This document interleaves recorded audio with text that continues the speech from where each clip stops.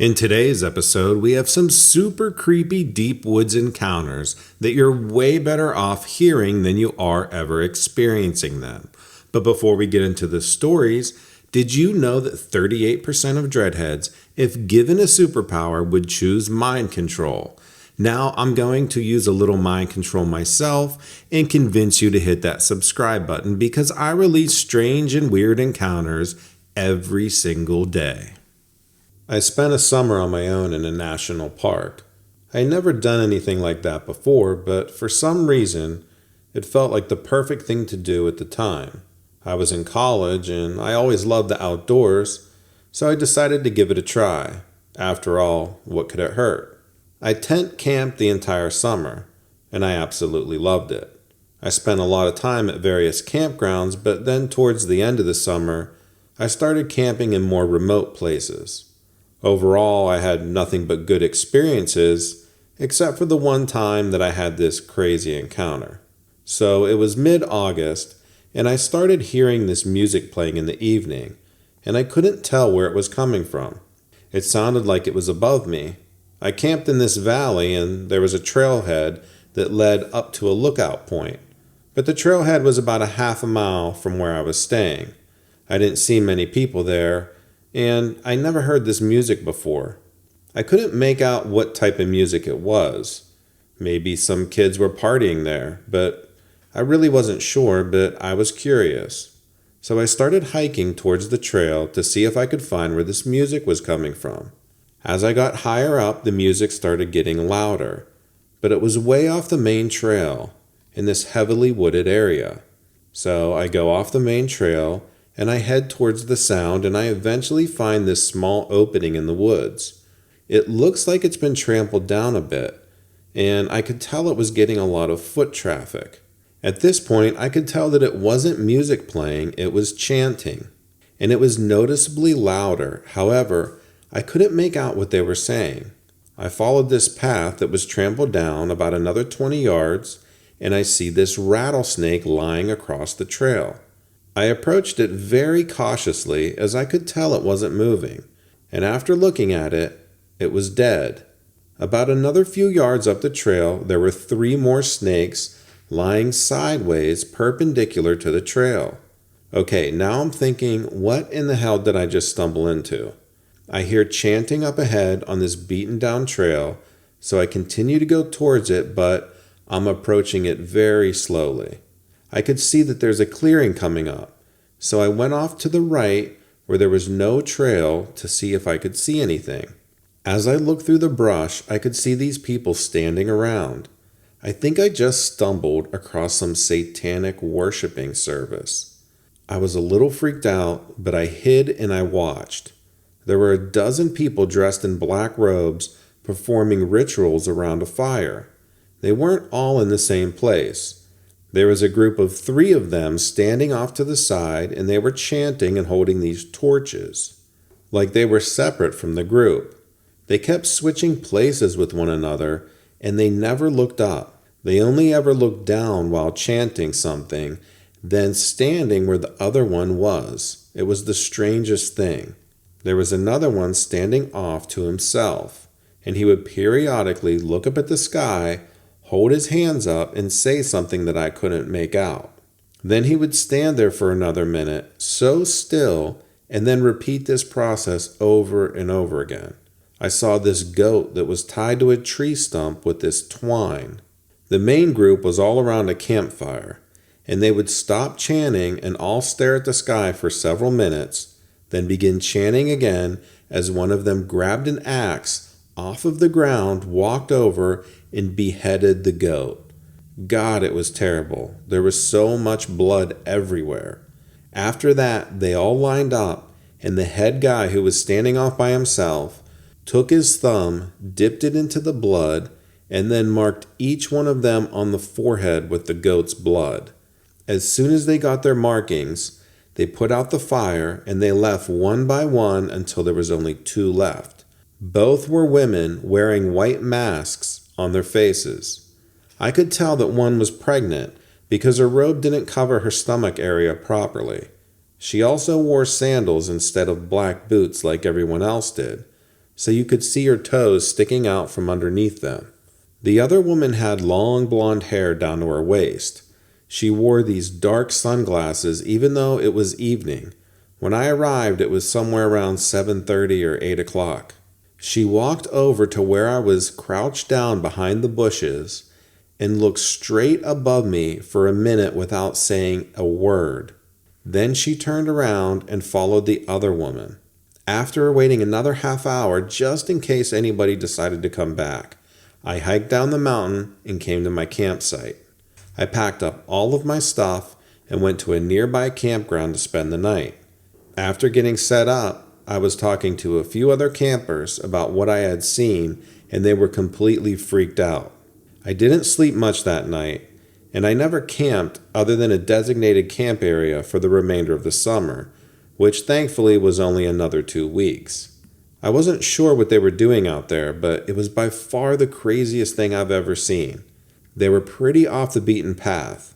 I had no idea what to make of it all. It was something out of a horror movie.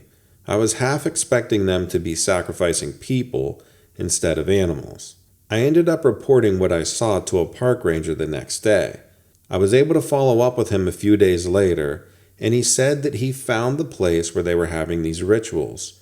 Apparently, this wasn't the only cult-like occurrence that had taken place at the park that summer. Now, this happened 4 years ago, and I don't go solo camping anymore since I got married. But the wife and I do go camping. However, we got a little travel trailer now, and we only go in the designated areas. She still gets a little freaked out whenever I tell that story to friends around the campfire. This happened when I was in high school, about 5 years ago. My best friend was telling me about this old limestone quarry that was out in the middle of the woods. His uncle used to work there, and he would tell him these freaky things that would happen there, like ghost stories. Apparently, the mine started in the early 60s, and quite a few people have died there over the years. He would tell him that some of the heavy machine operators would see people who would get in the way while they're working, and when they would get out of their machine to go tell them to move, they wouldn't be there. It's been shut down since the early 2000s. It's way out in the middle of the woods, and it sounded interesting and worth exploring, so we decided to head out there.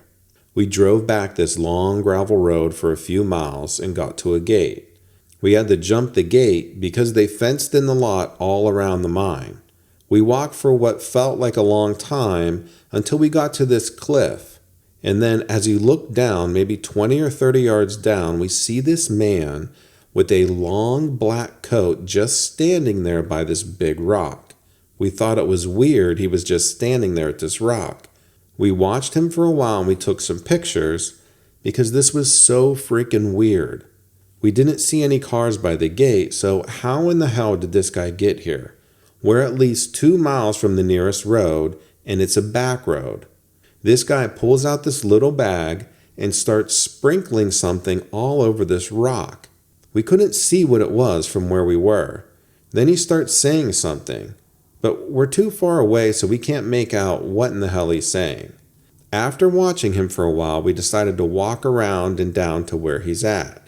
We had to walk away from him and make this big turn in order to get down there.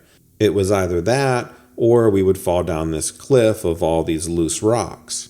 Thinking back, it might have been stupid to walk down there because we have no idea if this guy's carrying a weapon or if he's even sane. But we decided to walk down anyways. So as we turn the corner, we look to where he's standing at the rock, and he's nowhere to be found. Completely vanished. Now there is really nowhere for him to go and hide, and we checked all around the area. Unless this guy was an Olympic sprinter, there is no way he could have left that fast. My friend and I were shocked. Did we just see a ghost, my friend said? I honestly don't know what to believe. There was no way he could have left that fast. But there's also no way that we just saw a ghost. I don't know. It still puzzles me every time I think about it. But that's the most supernatural thing that I've witnessed. In 2016, I was camping in the woods on my friend's property. It's actually his parents' house, and this was after my freshman year in college. His dad owned around 20 acres of land, and it was mostly wooded, and there was a pond about a quarter mile from his house. It was a full moon that night, and we decided to sleep under the stars in a tent by his pond. We had been drinking that night, but only a few beers when this happened. The time was around 11 p.m. when I decided I needed to take a leak behind some trees near the pond. And as soon as I stood up, something caught my eye in the tree line across from me at the edge of the woods. By his pond, there's a small dirt road with trees lining it on each side. And in one of those trees, I saw what looked like an ape-like creature looking straight at me from 60 yards away through the darkness. At first, my mind refused to believe what I was seeing, and I tried to dismiss it as just being a particularly large shadow cast by the moonlight. But after staring for several seconds, I realized this thing was actually moving slightly while staying perfectly still otherwise. Its head tilted up and down slightly while its eyes seemed to stare right into mine, although they might have been reflecting light. It stayed there for maybe about 30 seconds before it turned sideways to reveal its profile, and then it ran off incredibly fast across the woods from where it had been standing. It covered ground faster than any human could possibly run, leaving me completely dumbfounded. It took all of my strength not to scream out loud, because at that moment I knew beyond a shadow of a doubt that whatever I had seen had meant me harm if given half a chance. After regaining my composure somewhat, I ran back over to where my friend was lying on the ground. He had witnessed everything from where he laid. Asking him if he had seen what I had seen, thinking perhaps I was having some kind of delusion, he told me exactly what had happened, but he couldn't really explain what it was other than something big and hairy and running really fast. Even after talking about it later that night, neither one of us could come up with any reasonable explanation for what we had seen other than some sort of large creature, which only makes things more terrifying because there's nothing like that where we live. This happened in 1993 when I went camping with a friend at the end of September. We went to a campground in the Adirondacks and then set up our tents on a small hillside near a stream. It was late in the afternoon when we arrived, so we decided to wait until morning before exploring the woods. The next day we woke up early and headed out into the forest with our camping gear.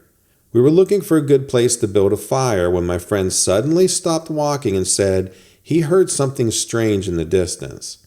I listened closely but couldn't hear anything unusual, so I told him it must be your imagination. He insisted that he heard something though, so we decided to keep an eye out as we hiked deeper into the woods. We found a nice spot for our fire and started collecting firewood from nearby trees. My friend kept glancing around while I worked, but I still didn't hear anything unusual except for some birds chirping and the stream flowing nearby. After we had our fire going, I decided to take a walk by myself and collect more firewood for later. My friend was still nervous about something though, so I took my knife with me as I left the campsite. It was early in the afternoon when I started walking through the woods, collecting branches and dead trees along the way. I was walking for about 10 minutes without hearing anything unusual when all of a sudden I stop in my tracks. I hear this loud cracking sound coming from somewhere ahead of me. It sounded like two large tree limbs snapping at once, except that it was much louder than any branch could make. Whatever was making that noise must have been huge. I stood there frozen for several seconds before deciding to turn around and head back to camp. As I turn around though, I see movement out of the corner of my eye on the hillside above me. And when I look over, I see this huge creature moving slowly through the trees. It was walking on two legs and had this very muscular body covered in dark brown fur. Its arms were long and it was holding something in its hands, but I couldn't make out what it was from where I stood.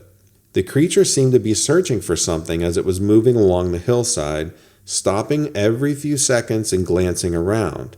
I stood there watching it for a while, just completely frozen with fear, because I knew that if I ran, it would see me and come after me. So I decided to stay perfectly still instead.